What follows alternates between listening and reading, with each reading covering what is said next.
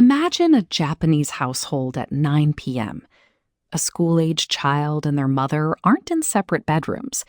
Instead, they are lying side by side under the same soft futon, listening to each other's breathing. They hold hands, share whispered secrets about their day, and fall asleep together in the dark.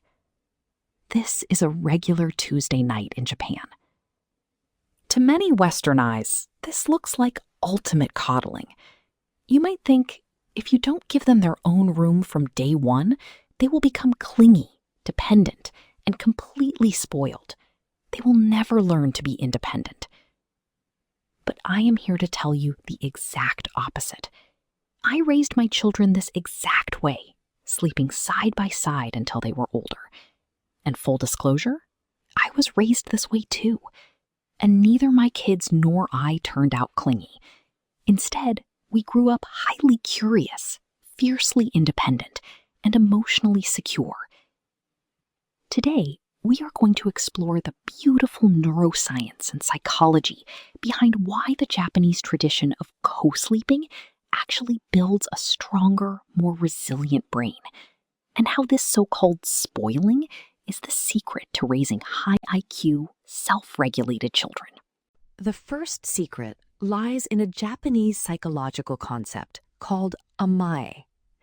In the West, independence is often taught by pushing children away, making them sleep alone to learn self-soothing. But in Japan, we believe independence comes from fulfilling a child's dependence first. Amae is the feeling of being completely safe and allowed to depend on someone. In developmental psychology, this is called creating a secure base. When a child knows they have a guaranteed safe space next to their parent every single night, their emotional battery is fully charged. Because they are so deeply secured at night, they actually have the courage to step out and be fiercely independent during the day. The second secret is purely biological. What happens to a child's brain when they sleep next to a parent? The physical closeness, the skin-to-skin contact, holding hands, or simply feeling the parent's body heat triggers a massive release of oxytocin in the child's brain. Oxytocin is the love hormone, and it actively suppresses cortisol, the stress hormone. When a child goes to sleep in a state of high oxytocin and zero stress, it creates the optimal environment for the prefrontal cortex to develop. The prefrontal cortex is the brain center for logical thinking, problem solving, and emotional regulation. By ending every day in a state of deep neurological safety, Japanese parents are literally building the brain structure needed for high intelligence and high EQ.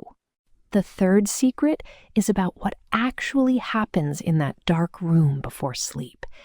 After the lights go out, we hold hands and hug. We whisper, "Good night, you did great today."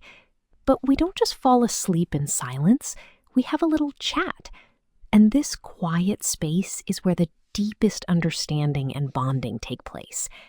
In the dark, after the pressure of the day has faded, children say things they would never say at the dinner table, in the car, or in the busy daylight. These are the feelings they've carried all day, which finally surface in those last quiet minutes. A worry about a friend, a question they were too embarrassed to ask with the lights on. They're true feelings that couldn't find words until everything else went quiet.